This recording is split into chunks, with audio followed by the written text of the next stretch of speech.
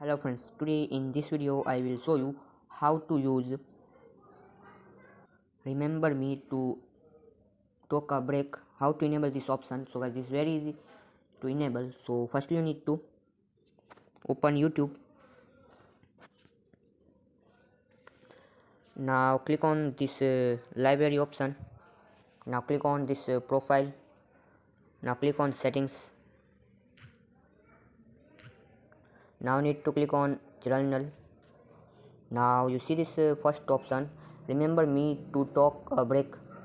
So this is enabled, so you need to click on it. So you adjust your hours, minutes, like I will set 7 3 2, like I will have hours 2 and minutes 30.